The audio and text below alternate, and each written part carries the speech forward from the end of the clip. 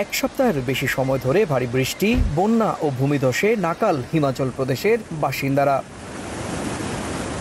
রাজ্যের মন্ডি, সোলান, শিমলা, কুলু সহ প্রায় ১২ জেলায় ঘরবাড়ি, গবাদি পশু ও সরকারি অবকাঠামোর ব্যাপক ক্ষয়ক্ষতি হয়েছে। পানিবন্দী হাজার হাজার মানুষ।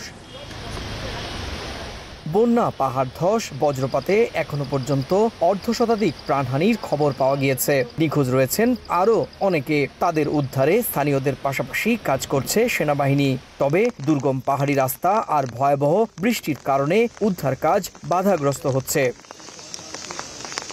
ভারতীয় গণমাধ্যমের তথ্য মতে এই দুর্যোগে ব্যক্তিগত সম্পত্তির ক্ষয়ক্ষতির পরিমাণ ৮৮ লাখ রুপি। বেশি ক্ষয়ক্ষতি হয়েছে সরকারি অবকাঠামো, যার আর্থিক মূল্য প্রায় ২৮৩ কোটির বেশি।